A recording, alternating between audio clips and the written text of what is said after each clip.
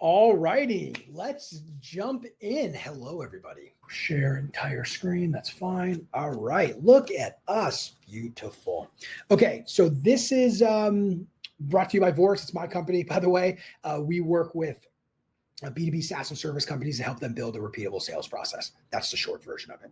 All right, quick promise here. The promise is by the end of this class, you'll learn a bulletproof process for hiring top performing sales reps with real questions you can ask to uncover if someone's actually good. This is the wrong deck. I love it when I do that. Oh, one thing too, I'll bring this up just so everybody, because there are a good amount of new people here. I'm going to say something here. I am not perfect as you're learning. Let me grab the right one here. Dun, dun, dun, dun. And you can probably also tell, like, we run a pretty casual live class here. And I rely on you to give me a little bit of grace. Rely on myself too. I give myself a lot of grace, but I need you to give me grace too. All right, guess what? I have it here. That wasn't too bad, was it? All right, we're back. Okay. Perfect. Still brought to you by the same people. That's good to know. But by the end of this, you'll have a clear framework to set up new reps for success from day one. Let me ask you all a question. When it comes to onboarding sales, this is SDRs or AEs, what is the biggest challenge you have? Is it how to do it? Type it into the chat. Is it how to do it? Is it doesn't seem to work very well? Is it how engaged the reps are in onboarding? Just type in what's the biggest challenge? What has the biggest challenge been for you in onboarding sales reps? Is it just strictly, I have no idea how to do it? And here's where I want to start as you're typing in your answers here. Onboarding is one of those things that often gets overlooked because it's rare that a sales rep will say, oh, this onboarding is terrible while they're actively being onboarded. Especially if you're an earlier stage company, it's pretty common that they're going to go like, oh, this is totally fine. I don't mind jumping in and just starting to get things done. The challenge comes up when they hit a difficult time, which will happen. Sales has ups and downs. And what often happens when you have poor onboarding is the sales rep 6 months down the line when they're having trouble hitting quota, they're like, oh my gosh, it's not me, it's the company. Of course it's the company. Look at their onboarding sucked, right? That's how this ends up becoming more of a company issue, and then you lose good reps that way when you shouldn't have, right? But okay, let's look at some of these things that have come in. The amount of information they need to learn. This is a really important one, and I'm glad you brought this up. What is the appropriate amount of information to give the sales reps? Testing for knowledge retention is another one. Great. How to keep it clean, concise, and easily consumed. How to do it. Yeah, they're very good. Not sure how to transfer what I know to them well enough so that they start adding value within 2 months. That's great. And then having the manpower to train them. Totally. All of these things are really valid concerns. Okay, I'm going to show you how we do it. That's my big promise here. Quick run through of my background. I got 3 bullets here. I need to change this pick. But also, side note, I'm approaching 100 pounds of weight loss. I'm 91 pounds down right now. If you can tell, my face is massive in this picture. I have to change this picture. But anyway, that's just a fun fact about me. That's not one of my bullets. Here's a little background of me. I have I've built over 80 sales teams for software and service companies. I specifically have this lens of how do we use data to build a repeatable sales process? That's the lens that I view the sales org from. You'll notice, like, you're not going to hear me screaming at salespeople. I'm not one of these like ultra bro-y sales guys. I have a little bit of that in me. Don't get me wrong. I grew up in those environments. Like that was my early career as an SDR, as an AE. I take a very data-driven lens today. When I learned how to leverage sales data to build out a repeatable sales process, that's when my whole career changed. I've built over 80 sales teams. I've coached hundreds of founders at this point. I'm very, very well versed in the sales org. I've written 3 Amazon best-selling books. One's on cold outreach called Cold to Committed. The other is on leading sales team. That's called the Sales Development Framework. And then the most recent one is on building repeatable sales process. That one's more of a workbook style. It's called 16 Steps to Repeatable Sales. And then across our clients, it's a lot more than this now, but 100 million in software and services sold and client revenue added, 280 million in money raised by the clients we've worked with, and only like 25% of our clients are venture backed. We mostly work with bootstrap founders. And then I've trained personally over 1,000 salespeople. Like I mentioned, I've been an SDR, I've been an AE, I've run teams, I've had teams doing very well and been super excited about it. I've also had teams that were not doing well and I wanted to cry. So I've been around the block in that regard. And many companies fail their new sales reps because they don't have a strong onboarding process to set expectations, give them the training they need, and start great relationships from day one. What information do they actually need? So quickly here, I want to cover some of the components of good onboarding, okay? First is onboarding resources. What resources do they actually need to be able to do their job? Having things documented, things that they can use, scripts, stuff like that. Onboarding meet and greets. I want to make sure they meet everybody that is important for them to know in the organization. I like to do that one-on-one. Org chart. 30, 60, 90-day plan. This is not applicable to every role, but I do like having a sense of what's going to happen 30, 60, 90. And then about working with you. Okay. So as a leader of them. Okay. We're going to go through a template. This template I will give you. It's on, there's two of them. One's on sales development representatives, SDRs. The other is on account executive AEs. I'm going to walk through these templates. These templates include other templates. This is like a Pandora's box of frameworks to help you build out materials that you might need. I am not going to be going through every tiny material that you're going to include in your sales playbook, but I'm going to walk you through this template that we use to consolidate all of those materials and give you resources that you can use to build out those materials if you need to, okay, if you don't have it already. And by the way, actually real quick in the chat, can you type in how large is your organization? How many salespeople do you have? And that can be SDR and AEs. You can split them up or you can just tell me the total number. How many salespeople do you have? If you type into the chat, that'll help me customize this. And if you haven't typed into the chat yet, this is your opportunity to type into the chat. Imagine how fun that would be. You could put in the number and you press enter. No one will judge you. It's not a question. You're answering a question. That would be incredible, wouldn't it? Okay, let's see what we got here. 14, 3, 5 SDRs, AE 10. Okay, great. Andrew 3, Austin 2,000. That's a lot of sales reps, Austin. 5 to, okay, yeah, okay, great. 2 SDRs, 5 salespeople, 75 to 13 on the sales team, 7. Okay, perfect. Okay, great. That actually leads a little larger than I was thinking, which is awesome. So we will cover all of it. For you super large folks, you're going to take some, your folks with larger sales teams, you'll be able to take some from this. And for the smaller one, there'll be a lot in here for you too. I would imagine if you have a really large sales team, you're gonna have a different lens that you see this through. Let's talk about that in the Q&A as well. And I'll try to make sure that I tailor some of this to if you have a larger sales team. Okay, so here is the template. We're gonna walk through it. I'm gonna skip the why onboarding, whatever. Okay, because you guys all get that because you're here. Okay, cool. So here's how I structure onboarding. This is for SDRs first, and then the AE one's somewhat similar, and I'll go quicker through that one, but I'll take some more time during the SDR one. Here's what it looks like. I split this up into week 1, 2, and week 3. Side note, and this is where I'm going to make a first adjustment here for folks that have larger sales orgs. I love getting SDRs on the phones early. That's my main thing. Get them on there early. I want them calling day 2 or day 3. It is not built out that way in here. And that's because we try to be thoughtful of all different sizes of organizations. And for some organizations, it's just not responsible to put people on to your lead list in their second or third day, because you have very limited leads and you have the amount of people you need to saturate a full lead list or a full market very well. So because of that, we have calling starting into week 2. But just so you know, for those of you who are earlier stage, I do like getting reps on the phone very, very fast. Week 1, around administrative setup, learning the company, solidifying some of the sales foundations. I'll walk through how we do that here. You would replace this with your own.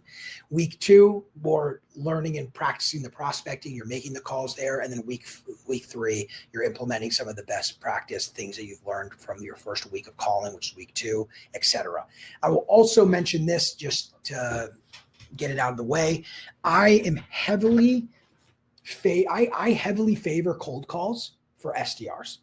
I'm not the biggest fan of SDRs sending completely cold emails. I think it's a waste of time for the vast majority of people. Doesn't mean if it's working for you, you should change it. That's another thing you'll know about me. I like what works. So I don't care if it's working for you. I would never tell you to change. I don't care if they're spending time on it. If it's working, keep it. I just think today, not necessary to have SDRs sending a whole bunch of cold prospecting emails. You have AI do a lot of that now. That's an area where it's actually helpful. Okay. Week 1 here.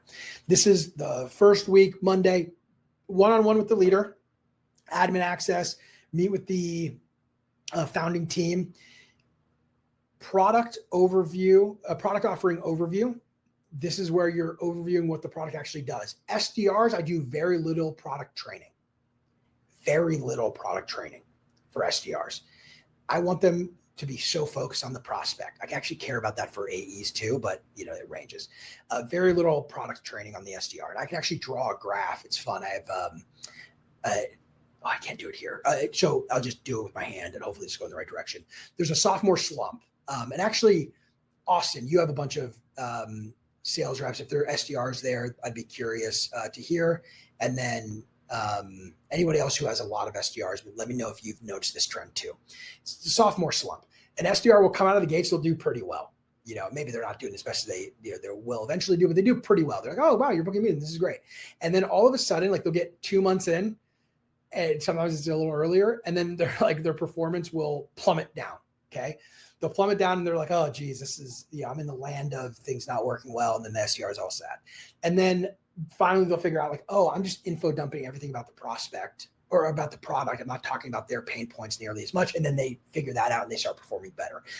So yeah, Austin, a lot of them are SDRs. I'd be curious if you see that trend too. What I've seen over and over again is the SDRs, as they learn more about the product, they start talking about the product a lot more and they're just hard pitching people and they're not converting as many as they used to. Then it clicks and they go, oh yeah, I need to start talking more about the problem and the pain points, and then their performance increases. So that's why you'll see, like, I don't talk much about product offering training stuff in the onboarding. SDR fundamentals. So this is going to be really relevant to you if you have a handful of sales reps already or SDRs already. You need to have some training to give them the foundation of how do you do an SDR there? We have something called SDR fundamentals. This is a course that we put together. It's like 42 lessons that we use with our clients. You can use whatever you want here. You don't have to use this thing. Use whatever you want here. The key is that you have some foundational materials that they can do offline. They don't have to be there with somebody just to get the basics on how you guys do the SDR work there. And then at the end of every day, we do a wrap up with the leader. Tuesday, sales syncs. I want the SDR shadowing whatever sales syncs are happening today. We do more meet and greets here where you're meeting each member of the sales team and anybody who's relevant for them to meet. And then we go into the target buyer. Again, I care about the prospect way more than the product. So I want to get into target verticals, who the key personas are, and the company's value drivers, which is what drives value for our organization, right? What actually not our organization, the people we service, what drives value for them. And then senior members of the sales team. SDR fundamentals is the offline work I was already telling you about. For those of you who have larger, more sophisticated sales organizations, this is internal training that you've built out. For those of you who are so early on, go find a course or something, find something that they can do to learn how to cold call well.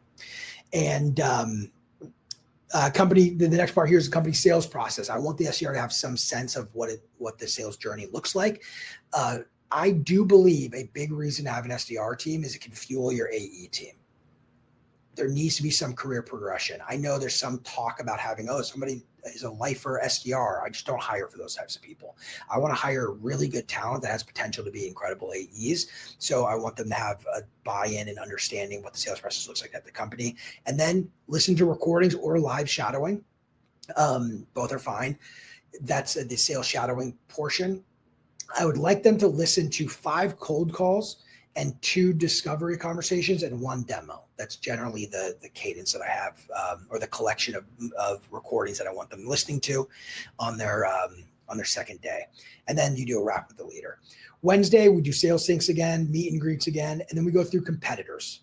who do we compete against, and what do those conversations sounds like? So they can look through the battle cards, but I do want probably somebody on the sales team or their leader, their manager, depending on how you guys are structured, going through the different competitors and how they come up on a cold call. Not on a sales call, on a cold call. Do they come up? Do you do a lot of competitive takeaways? So they're already using a solution in place. Like, you don't need to be able to say like, oh, well, we're better than that product because of X, but we need to be able to say, like, generally when I talk to people who are using X, they tell me that they struggle with one of these two things. Totally different conversation because we know what competitor they're using, right? SDR fundamentals again, sales shadowing again, listening to more of these cold calls, these demos, the discovery conversations. And I want to stress discovery conversations are really important because cold calls, at least how I teach it, everyone's different, I get that. How I teach it is almost like a mini discovery. We talk about problems. We don't just talk about our product and hope that they buy. Okay, and then day 3 recap. Thursday, sales things, meet and greets.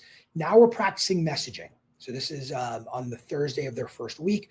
We're role playing the cold call script, doing objection handling stuff. We're starting to get them into the habit of running through a cold call. If you're earlier stage, I pull this way forward. I do this on day 2 and then get them on the phones day 3. Then we have sales shadowing, and then we have a wrap with the leader. You guys get those ones already. Sales syncs on Friday, meet and greets on Friday, messaging practice again. And then we begin outbound on Friday at the end of the first week. So they're going to meet with somebody, they're going to get their first lead list, and they're going to prep to start doing it. So they're not calling this day. I misspoke earlier. They're not calling this day. They're prepping everything so they can start calling the next week. Again, earlier stage, I pulled this a lot forward. I want to be super clear about that. And then day 5, we're doing another wrap. So by the end of the week 1, they've covered the fundamentals. We call it the nest. We have this whole thing that we do. Don't worry about that. That's because it's our template that we use that I'm showing you.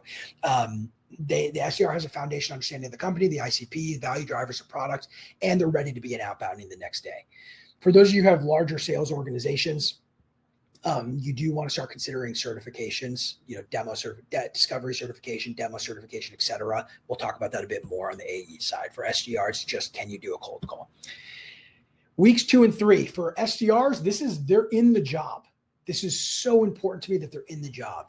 The example I'm giving here is just a random example of what their schedule could look like. By the way, their schedule might just look like cold call all day, right? That's totally fine.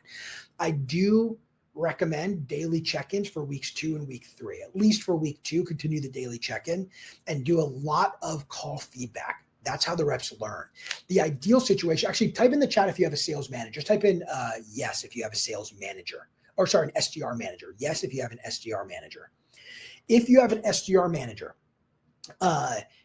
their job needs to be on call, giving feedback. I want them clipped in, it's like so old school, live listening to the calls digitally. I want them live listening to the calls and giving feedback to that SDR. That's the vast majority of their time. It needs to be live coaching. That's what the manager's job should be when it comes to onboarding folks. Okay, so that's if you have a manager. If you don't have a manager, at the end of the day, try and listen to some calls. Ask what they ran into, what challenges that they're having. One of the key things here is that they're using the script that you've given them. I'm okay for SDRs to go off script once they're comfortable with the script. And I also don't script the middle part of the cold call. But at the beginning and the end, I have scripted. I want them following that before they start getting creative. Okay. I'll skip this part. Let's move to the account executives. Very similar structure, except weeks 2 and 3 look very different. But it's similar otherwise. Okay, week 1, kind of same sort of deal as we did with the SDR team. Week 2 is really around sales process. Make sure that they have an understanding on how to execute the full end-to-end sales process. And then week 3 is actually doing it, following through. And part of this is make sure we have certifications across the along the way. All right, week 1 here, Monday of week 1, one-on-one with leader. And I'm going to go quick here because a lot of these are the same. Admin access, founder connect, product overview, AE fundamentals, day 1 wrap up. AE fundamentals is like SDR fundamentals. This is our own training. You add your own here. Again, if you don't, just go buy you don't got to go crazy here. You don't need to get a sales coach or something nuts. Just go buy a course on cold calling or whatever. We don't really sell this one. So sorry, I don't really sell it. I've given it away before. But yeah, we don't really sell it. It's mostly an internal thing. So I'm not trying to sell you a course, just to be clear, but go buy a course. Okay. Tuesday of week one, sales syncs, meet and greets, the target buyer, AE fundamentals, company sales process, sales shadowing. Wednesday, same sort of deal as we did with the SDRs. We talked about competitors. We're doing more shadowing. Thursday, the messaging practice is changing. So you'll notice it's very similar structure, but what we're doing is we're having them role play the sales call. How are you doing a discovery? Of course, the level of practice you're going to do here is going to vary depending on the level of experience of the people that you hire. For those of you that hire more junior salespeople, this is going to look very different than if you hire somebody who's been in the industry for a decade, right? But you still need to have some sense of role playing, what objections tend to come up. Do not assume, and this is more of a problem at the early stage than it is for more sophisticated sales orgs. Do not assume that because the person has experience in an industry or selling a similar product, that they're going to be able to sell yours. This is one of the classic mistakes that I see people make when they're first building out their sales orgs. They might have 1 to 3 reps and they're like, all right, well, I'm just going to let these people run because they know what they're doing. So I hired folks who have sold something similar before, and then they close their eyes and they open them again. It's been 8 months and no one's closed anything, or a couple of deals have closed, if anything. I don't want that to happen to you. So don't assume they know. Role play with them. Make sure they're listening to discovery calls, demo calls, closing calls. Make sure they're listening to all of that. And you're explaining to them why certain parts of your process are the way that they are. And then Friday, you can see a very similar structure. If you have AEs, so I'll hover here, outbound begins. This is where you give them their list of stuff. If AEs do their own prospecting, do this. If the AEs are not doing their own prospecting, then you don't. Clear? I prefer AEs not prospecting.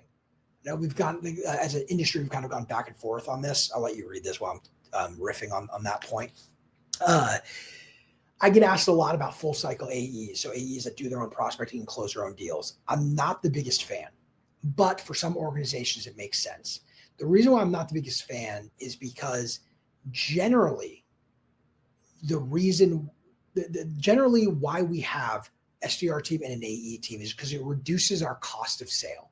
It drives down CAC. That's why we do it. There's been like a counter narrative to this, which is that, it's just VC money and we're just going to waste it by hiring a whole bunch of human beings. No, what we're doing is we're trying to reduce CAC because we're spending less to book a meeting than if we have the AEs doing it. Another problem you run into when you have AEs doing cold outbound is you'll see peaks and valleys in their performance over time. 1 month, they'll have no meetings on the calendar, spend a whole bunch of time prospecting, book a bunch of meetings. They won't close very many deals, but they were booking a bunch. Performance, it suffers. And the next month, they have all these meetings. They actually close a bunch of deals, and then they're not prospecting, right? And that might take a couple months if you have a longer sales cycle. Bomb. You get the idea. 1 month, 1 quarter goes well. 1 month, 1 quarter does not go well because they're focused on different things. That's one of the things you want to avoid. Again, that being said, for some organizations, it makes sense to hire full cycle AEs. If you're inbound oriented, I generally start there before I add an inbound SDR.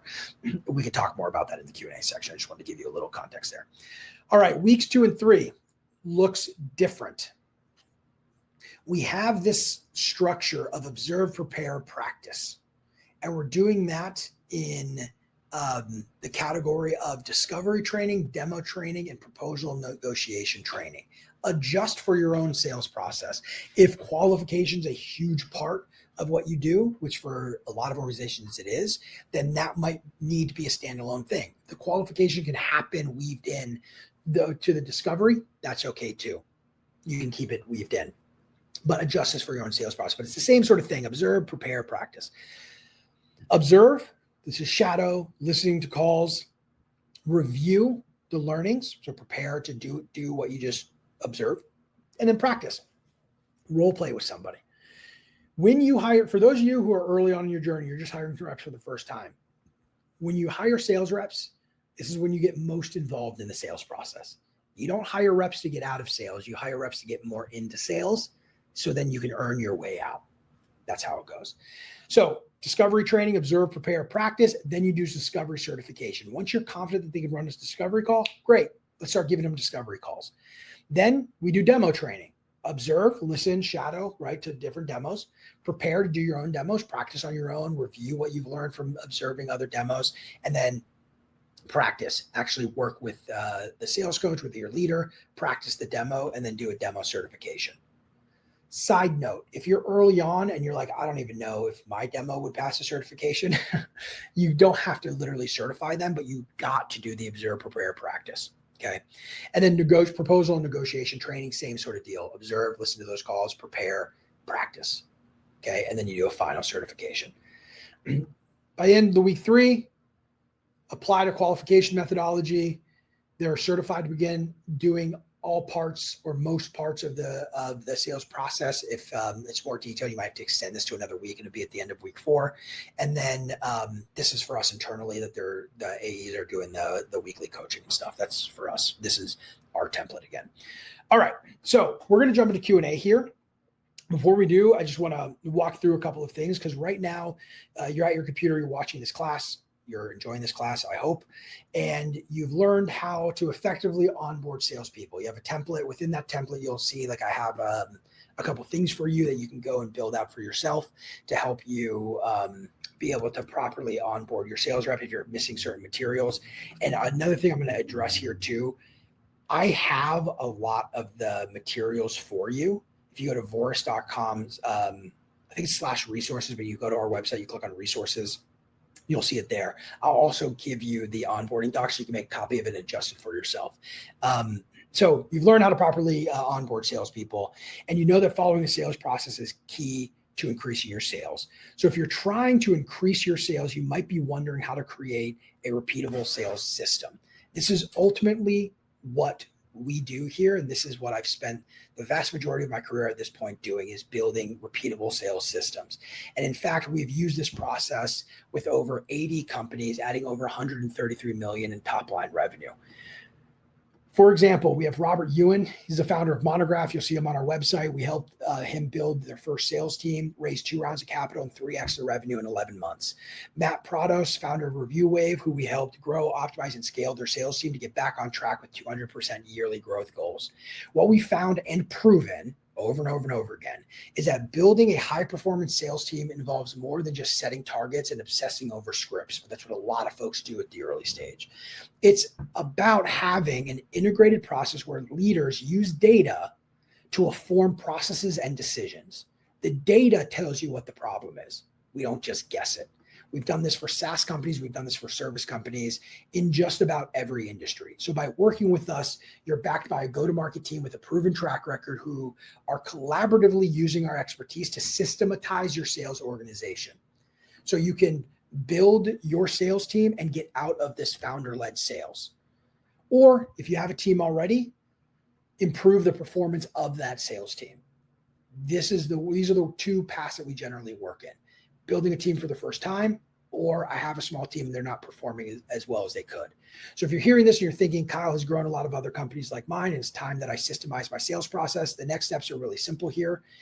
Go and book a growth audit with me. We do not work with very many customers. I just posted, wrong thing.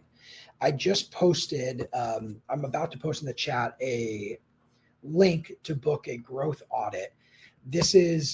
We don't work with very many customers. You're not going to get a hard pitch from me. This is a brief conversation where you and I talk about where you're at with your sales organization. I'll be very transparent with you if I feel like we can help or not. Again, we're a small team. Our entire team works with each one of our clients. So if you're interested in learning how we can help you, then click on the link that I just posted in the chat there. Book a time. We'll walk through how we can help. And let's jump into Q&A here. Oh, before Q&A 2, the survey. Let me throw you the survey link. Please, if you don't feel like you're the right fit to work with us to build out your sales organization, please at least fill out my survey. That'd be incredible. Okay. Is listening to gong calls and or reading call transcripts a good complement or substitute for call shadowing? It can be a substitute if you need it to be. I think it's a good complement. I like listening to calls live with the rep. So like we'll pull up a gong call, we'll listen to it and then pause it and say like, hey, what do you think about this section here? What would you have done? Was this different than you were expecting? What question would you ask next? And then let's see what question the rep asks next, that kind of thing. I think it totally works for that. You should absolutely do it. They don't need to listen to the call live. Reading transcripts, I don't think is that great of an experience, but you don't have to have the rep on the call live. Sometimes it's nice because right after the call, they can ask the sales rep, hey, why did you do this certain thing? But it's not necessary. Is that a question? Most of our cold calls are for making appointments with new potential clients, not for closing deals. Well, yeah, that's what the vast majority of cold calls are to book appointments. Very rarely I've worked with maybe 2 clients that try to sell on a cold call. If that, I don't even know if that's true. It might be 1. We definitely did 1. The vast majority of them are booking to, the goal is to book an appointment to sell them something. All right, I'm working with a few companies that are trying to leverage AI more in onboarding for practice. Have you implemented AI sales simulations into an onboarding program? Not quite. So I haven't been super impressed with the role playing with AI. I haven't been very impressed with it. So I'm not comfortable implementing it yet. What I have been impressed with is using AI, and this is what we'll use it for, using AI to create scenarios to do role plays on. And then the human can role play and embody the prospect and run the role play with the reps. So that's how we're using it right now in onboarding. I've not found it a good replacement for role playing than a human doing it. And I'm very deep into AI. So I hired a developer 5 months ago. We're using a lot of AI internally with our clients, mostly around data analysis and call analysis. So what we're doing is we're analyzing all of the sales data. We're using AI to do a lot of that analysis. We're also looking at the actual calls of the reps to understand what's actually happening. So that way we can map out where the performance gaps actually are, and we leave the human to do some of the coaching, because that's where I feel like the human is the most impactful. So I'm very deep in AI. We're building products with AI. I do a lot of prompt engineering. It's what I spend a lot of my time on. We have an AI series of webinars coming out that you should probably check out. It's voris.com/events. You'll see in 2 weeks, we're doing the first one of that series on AI. And we could talk a lot more about AI. If you have a question on AI, definitely keep asking them. Okay. Can we get the onboarding doc? Yes. Zach, did you say this is your first time or if you're a repeat? Because that was a repeater question that you just asked me, because I often forget. Let me grab it real quick. Here's the AE onboarding guide. Oh, no, I don't want to do that. My bad. Crap. AE onboarding guide, share, copy link. Okay, so this is the AE onboarding guide. AE. I'll post both of them. Just give me 1 second. SDR. SDR. Yeah, thank you for reminding me, by the way. It's just me on these calls. I don't have like someone in the background doing stuff, so sometimes I forget stuff. Okay, cool. So those are the two guides, and then I'll post one time. If you're looking for support building out your sales process, here's the link to book a call with me. Again, we don't work with very many customers. We have a few different options depending on what stage you're in. So feel free to book a time, and I'm more than happy to walk you through it, or even see if we can help. Okay. A big challenge I have in working with Series D, B2D companies in onboarding is the Google Drive mess. What's one step to take to get everything into one central location, and what tool or system do you favor when you're going from 47 Google folders to a more centralized, repeatable onboarding program? So this is a good question here, and it's very challenging. So that's the first thing I'm going to say. It's very, very challenging, especially as you get larger. I actually wish Ashlyn was on this webinar, because she would have an even better answer than me. I'll give you what I do. Ashlyn on my team, she used to run global sales enablement at better.com. She had 40 sales enablement people who rolled up to her. So she's like, this is wake her up at 3 a.m. and ask her this question. She knows. So one location, of course, that's what you want. Tools wise, like there's a lot of sophisticated knowledge-based tools that are worth looking into. The basic ones that I have experience with are Notion. Even at larger companies, we'll use Notion or a tool similar to Notion to consolidate all of these things. This problem is less about Google Drive mess. It's more about who owns the most up-to-date version of the Google Drive mess. The problem is like we have stuff scattered all over the place and the reps are trying to find it and it's difficult. So what I generally do is I give one person ownership of the collection of all of the materials that we might walk through on onboarding. And that's usually in a spreadsheet or a Notion or whatever. And the links to all of the disparate items are in that one place and they own updating them when they have to change it. That's the only way to somewhat solve this problem. I'm hoping eventually AI will be able to do all of this for us, but it's really about giving it to somebody and making it their job to make sure that the most up-to-date version of everything is linked appropriately. So that's how we do it, is we centralize it in one like giant spreadsheet or one Notion page that has everything. And then if you have to link it in other places, it links to that as a source of truth. It does not link to a specific document because then you have to go and update every other item with the most up-to-date link. All right. I've realized that we've been doing it all wrong. Okay. That's not good. Our reps are both SDRs and AEs. Some of them have been with the company for over 10 years. Would you recommend retraining them with these guidelines? Okay. So look, they've been with the company for 10 years. They're still around. I'm sure they're doing fine. So not all is lost.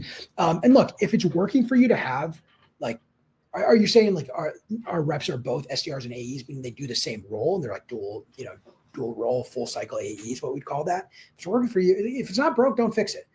I mean, we have clients that have full cycle AEs. We have clients that just have SDR, just AEs, have an SDR team and an AE team. We have clients who are really large organizations who have never had an SDR team. They come to us to build out their SDR org.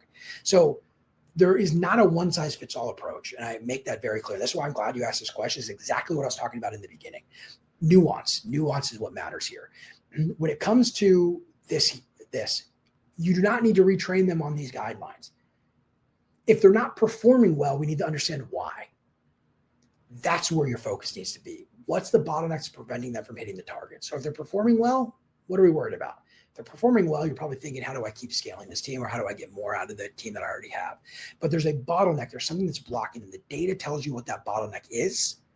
And then you go and you make a change based on what the bottleneck is. And then you measure, did I actually improve this metric or not? That's it. And you just repeat that process over and over and over again. That's how you get to repeatability in a sales process. And by the way, sometimes it feels like whack-a-mole. Okay, didn't we just fix this issue 3 months ago? Now it's back. Yes, this is the work, right? Like you got to keep things moving. So that's what I'll say there. If you have more questions on this, Josie, let me know. How are AI SDRs? Terrible. The one place I see AI in an SDR capacity working okay, there's actually two places. One is just cold email. Like if you're going to do cold email and if you want to do cold email right now, I would not have a human do it. I would have AI do it. I'm not very bullish on cold email. I think it's actually quite the shit show right now. So that's what I'll say to that. The other area that is decent is inbound leads. So if somebody opts in for a lead magnet, having a back and forth conversation with them via email to try and lead them, to qualify them, and then lead them into booking a meeting. That's another application in the sense that we might not be doing that today. Therefore, I can have AI do that. Great. It does not do calls very well, despite what demos people are going to show you. It just doesn't do calls very well. Anybody who's built real stuff with AI, when I say real stuff, I don't mean like, oh, they built the prompt. Like that's real, sure, but that is very simple. Oh, I built this prompt and this prompt does this thing. This is pretty impressive. Anyone who's tried to build stuff like in production, oh, this could be part of our process, knows limitations that come up. And oftentimes like you're going to go, oh shoot, this is an edge case I didn't quite think of. And you go to fix the edge case with your prompting and then it breaks the other thing. It's tough. So that's where I'm seeing the best application of SDR or of AI today, as well as some of the data analysis stuff, but the prompting has to be right. So for us to do some of the analysis work that we do on SDR data and sales data, but the SDR data was a monster. There was so much, hey, here's if this says this, and then that means that. And then if that's there, but then this metrics is here, and then you do this. It was so much of me baking in my experience from looking at so much SDR data to get it to operate well, where I can run a data set through we built the platform ourselves. It's an internal tool that we built. It's called Yasu, which means hello in Greek. We run it through our platform. It's so good now, but it was very, very tough to get there and it takes time, right? We can't lazily use AI. Okay. Oh, thanks, Zach. Appreciate it. Yes. Yeah. Same role. Okay. Yeah. Josie, if this is working for you, keep it. But if it's not, then get rid of it. I need to know a lot more information to be able to tell you, like, yeah, you should probably split the team. Sometimes that's required to scale. Just depends on lead volume, market size, things like that. What AI tools would you recommend for doing cold email campaigns and for analyzing sales data? So and for analyzing sales data. So the sales data side, I haven't seen much built out for the sales data side. That's why we built it internally. We just couldn't really find a tool that does it well. Key on well, you can't just send, you can send your data, your sales metrics to any LLM, let's say ChatGPT, and say like, oh, well, what does this tell you about it? And it'll be fine. But anybody who actually knows what they're talking about will look at that and go like, okay, that's not quite right. That's not quite right. That's not quite right. Which is my qualm with it is I've spent a ton of time working with these systems and I'm like, yeah, that's, I guess, accurate. But this other metric would tell me that that is not the correct thing to suggest here, right? Like that kind of stuff. So I haven't seen it and it's so rooted in methodology that I feel like it's coming down the line. So I don't have a good one for you there. For the cold email stuff, I would build these out yourself. Like you don't need a fancy tool. And the reason why is because I think you need to own the prompts. It all comes down to prompt engineering. This is the most important skill. Prompt engineering and context engineering. What context do you give? So yeah, I've said this before, and it's a little bit tongue in cheek, but it's kind of true. If you want to tell me that you know nothing about working with AI, tell me that you built a custom GPT that has all of your knowledge base in it, and that's what you use, and it's great. I just know that you don't really know what you're doing because how the LLM uses that context is so important. Actually, type yes or no in the chat if you are familiar with context window in the sense of AI. Yes or no in the chat if you're familiar with the word context window and what that means. Context window. And while you guys are typing that in, I'm going to share the link. If you want support building out your sales organization, here's a link to book a call. I'm happy to walk you through what that might look like. And then also here's a link to the survey. If you have not done the survey, I really appreciate it. I'm building out a lot of new topics for the live class, and it really helps getting your feedback. Okay, yes, no. Okay, cool. Yes and no. So I'm just going to give a quick understanding of context window. When you submit a query into ChatGPT, so you load up ChatGPT and you type in what color is the sky? What color is the sky? That's 5 words. What they're doing is it's turning it into tokens. Don't worry too much about that. Let's just pretend it's words for now. 5 words go through the LLM. The LLM can only maintain understanding of what's in its context window, which is the number of words that it can work with. Okay. I'm using it's not technically words. I'm using this to simplify it. So for example, if I remember right, ChatGPT 5 that just came out is like 200,000 tokens. Okay, let's just say 200,000 words, somewhere around there. Okay, great. 200,000 words. That's 4 books of information. By the way, nonfiction book. It's about 4 nonfiction book. My first book here, which is Cold to Committed, this one right here. This book is a little shy of 50,000 words. So it's 4 books of information. That's how much it can grasp onto at one time. That's the context it can support. So if I give it 4 books and ask a question about the 4 books, I just hit the context window. Well, I'm actually above it. And I'm above it because of what color is the sky, right? The question. But I'm also above it because when I type in that question, it gets sent to a prompt. So what happens is I ask a question, it goes to the system prompt for the LLM.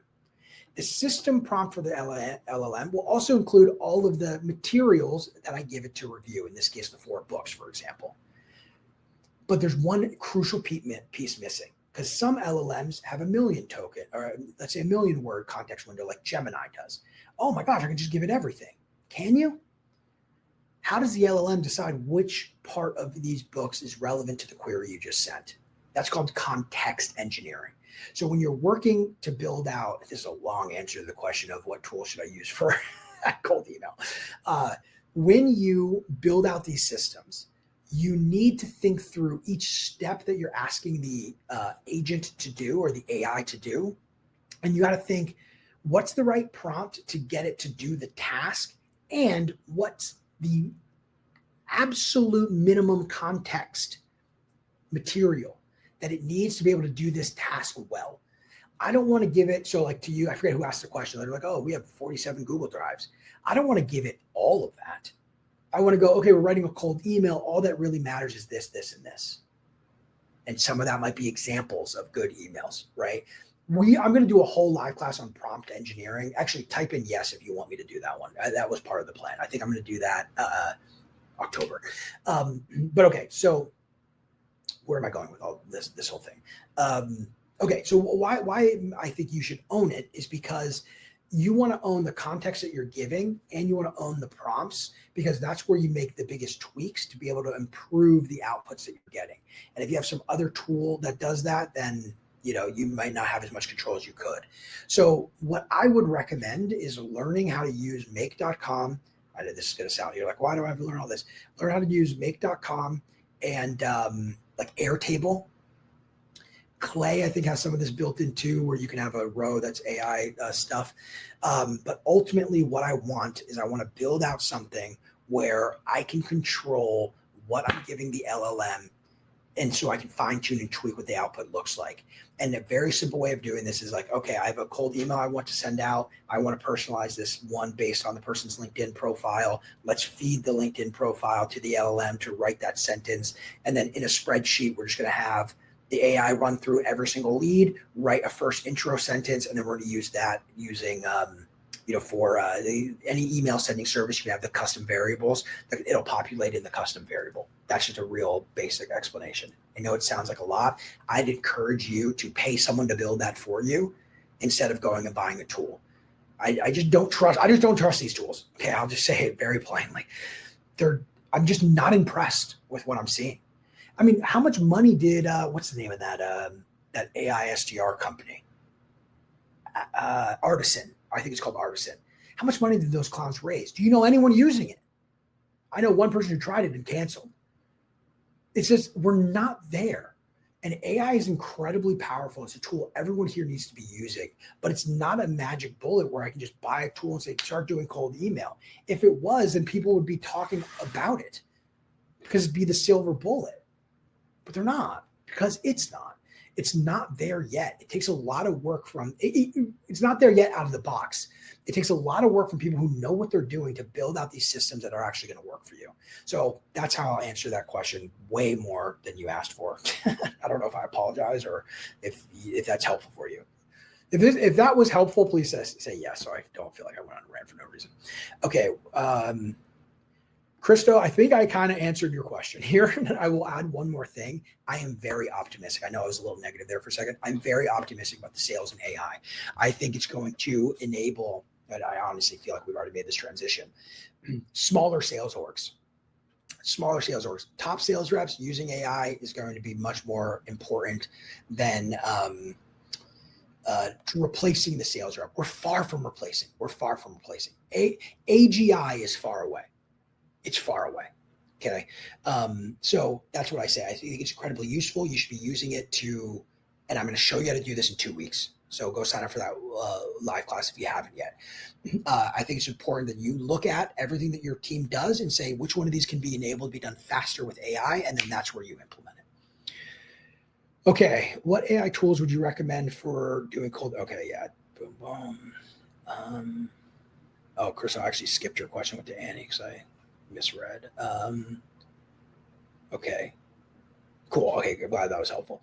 All right, great. Well, that was all of the questions. Thank you so much. I really appreciate you guys. There's a lot you can do on a Thursday. You're spending it with me, and I always appreciate that. And I always say that because I do. I appreciate you guys spending the time.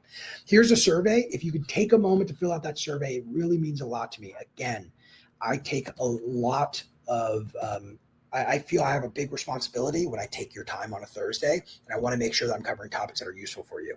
Also, if you're interested in learning how we can help you build out your sales org, this can be if you're really early stage, we have solutions for you. If you're a much larger organization, we have solutions for you. We don't work with very many clients. I bring that up because this is not, I do not hound you. I really take fit very seriously. It's not for everybody. I definitely acknowledge that. So book a time. I'm happy to talk to you. And at the end of the call, you'll have a couple of things that you can implement, whether you work with us or not. But I want to learn more about your sales org and what some of the levers are to pull. And I'll be very transparent with you if I feel like we could be helpful or not. Thank you so much. Again, a lot you can be doing on a fancy Thursday. You're spending with me. I appreciate it. We'll talk soon. Bye.